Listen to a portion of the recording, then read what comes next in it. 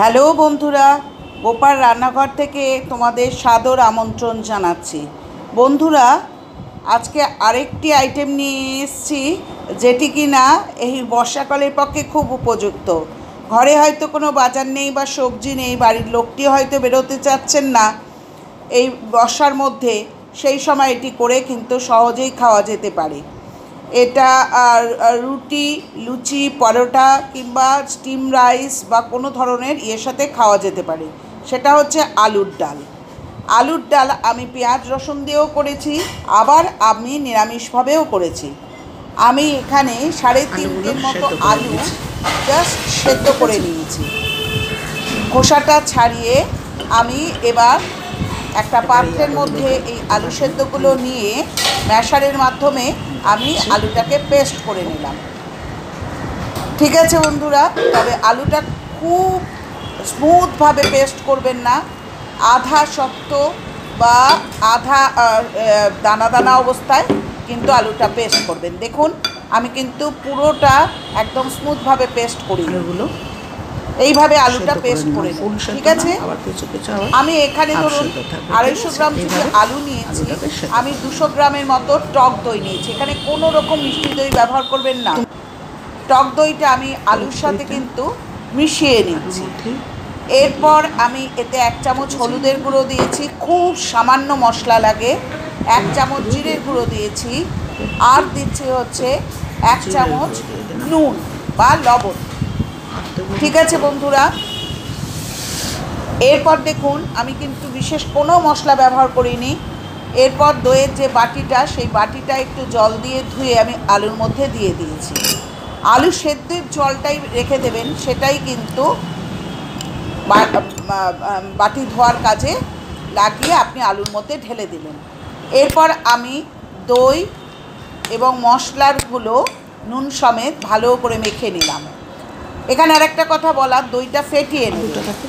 কড়াইয়ে এখানে আমি 2 চামচ ঘি দিয়েছি। ঘিয়ের ব্যবহারটা বেশি হলেও কোনো ক্ষতি নেই, বেশি করে ঘি দিলেও কোনো ক্ষতি নেই। আবার সাদা তেলও দিতে পারেন। 3টে শুকনো লঙ্কা ফোড়নে দিয়েছি, সাদা জিরে দিলাম, আর দেখুন বেশ খানিকটা 1 চামচের মতো হিং দিয়ে দিলাম। এরপর একটু জল জাস্ট ঢেলে আমি ফোড়নটার মধ্যে একটু জলটাকে ফুটতে দিলাম। তার কারণ হচ্ছে আলুটা আমার এখানে বেশ ঘন হয়ে গেছে, যার জন্যে জলটা গরম করে এই আলু সেদ্ধর মধ্যে আমি মিশিয়ে দিলাম টক দই ফেটানো। এর মধ্যে আমি খানিকটা মিষ্টি দিলাম, খুব চিনি দেবেন না, অল্প সামান্য চিনি দেবেন। এবার ডালটাকে ফুটতে দেবেন। বন্ধুরা, এখানে আমি বেশ 3-4টি কাঁচা লঙ্কা আমি ছেড়ে দিলাম। এবার দেখুন আমার আলুর ডালটি কিন্তু ভালো করে ফুটে গেছে। আমি ধনেপাতা দিয়ে খানিকক্ষণ ফুটিয়ে নামিয়ে দেব। হয়ে গেছে আমার পেঁয়াজ রসুন ছাড়া আলুর ডাল। এটা কিন্তু আপনি রুটি, লুচি, পরোটা বা যে কোনো ধরনের রাইস আইটেমের সাথে খেতে পারেন। আমি এখানে একটু পাতলা করেছি, দেখেছেন। আপনি চাইলে, যদি আপনার বাড়িতে প্রয়োজন থাকে, আপনি ঘনও করতে পারেন। ঠিক আছে বন্ধুরা, এইভাবে আমি পেঁয়াজ রসুন ছাড়া আমি নিরামিষ আলুর ডাল করলাম। এরপর করব হচ্ছে আমি আরেকটি, যেটা পেঁয়াজ রসুন সমেত যেটা করছি, সেই ধরনের আলুর ডাল। এখানেও তাই, আমি 3.5 মতো আলু নিয়েছি। আলুগুলোর খোসা ছাড়িয়ে আলুগুলোকে আমি ম্যাশারের মাধ্যমে ম্যাশ করে নিয়েছি।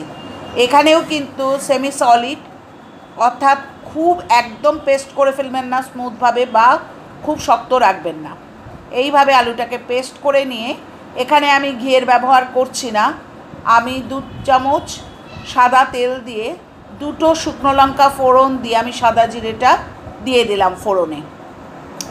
তারপর আমি পেঁয়াজটা ভাজার জন্যে একটি বড় সাইজের পেঁয়াজ দিয়ে দিলাম, 1 চামচ আদা রসুন বাটা দিয়ে দিলাম। দিয়ে আমি খুব ভালো করে পেঁয়াজ এবং আদা রসুন বাটাটা ভাজতে থাকলাম। ঠিক এই পর্যায়ে আমি কিন্তু পেঁয়াজ এবং আদা রসুনের মধ্যে 1 চামচ নুন দিয়ে দিলাম, দিয়ে আবার আমি পেঁয়াজ রসুনটা ভাজতে থাকলাম। ঠিক আছে বন্ধুরা, এখানে কিন্তু টমেটোর ব্যবহার একটু বেশি লাগে। আপনি একটু বেশি করে টমেটো পেস্ট বা টমেটো কুড়ে দিয়ে দেবেন, ঠিক আছে। এরপর দিচ্ছি মশলা, 1 চামচ হলুদ গুঁড়ো দিয়েছি। যখন পেঁয়াজটা ভাজা হয়ে গেল তখন 1 চামচ হলুদের গুঁড়ো, 1 চামচ কাশ্মীরি লঙ্কার গুঁড়ো, 1 চামচ জিরের গুঁড়ো এবং 1 চামচ ধনের গুঁড়ো দিচ্ছি। দিয়ে মশলাটাকে আমি আবার ভালো করে ভাজতে লাগলাম। আমি এই পর্যায়টার উপর খুব বেশি গুরুত্ব দিই। এই সময় আমি সামান্য গরম জল এর মধ্যে ঢেলে মশলাটাকে খুব ভালো করে আংশাতে লাগলাম। তার কারণ হচ্ছে, কারণ মশলাটি পুড়ে গেলে কিন্তু কালো দেখতে হবে। মশলাটি যখন খুব ভালো করে আমার কষা হয়ে গেল, ঠিক এই পর্যায়ে আমি এর মধ্যে সামান্য চিনি দিলাম। যদি আপনি চিনি না দিতে চান তাহলে কিন্তু এটা স্কিপও করতে পারেন। সামান্য আমি স্বাদটাকে ব্যালেন্স করার জন্যে সামান্য চিনি দিয়েছি। ঠিক আছে বন্ধুরা, দেখুন মশলাটি খুব ভালো করে আমার আংশানো হয়ে গেল। এই সময় জল সমেত যে আলুর পেস্টটা ছিল এটাতে কিন্তু আমি কোনো দই মিশাইনি।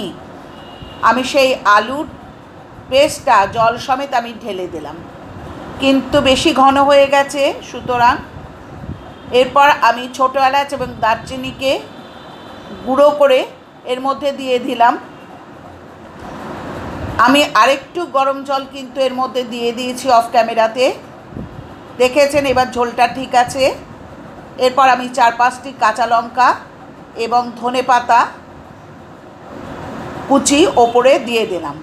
বন্ধুরা, অফ ক্যামেরাতে কিন্তু আমি কাসুরি মেথিও খানিকটা হাতে ক্রাশ করে দিয়ে দিয়েছি। দেখুন এটা হচ্ছে পেঁয়াজ রসুন দিয়ে আলুর ডাল।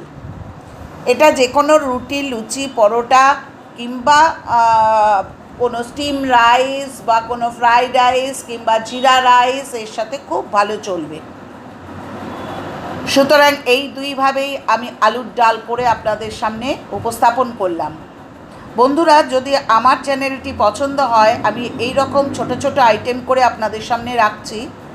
চ্যানেলটি সাবস্ক্রাইব করবেন, লাইক করবেন, কমেন্ট করবেন, শেয়ার করবেন, আর পাশে থাকা বেল আইকনটি অবশ্যই কিন্তু প্রেস করবেন। প্রথম নোটিফিকেশান হিসাবে আপনার কাছেই কিন্তু যেটা হাজির হবে।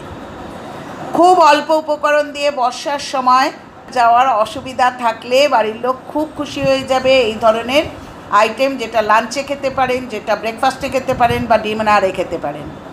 আজ আসি, পরের দিন নিয়ে আসবো আরেকটি রেসিপি।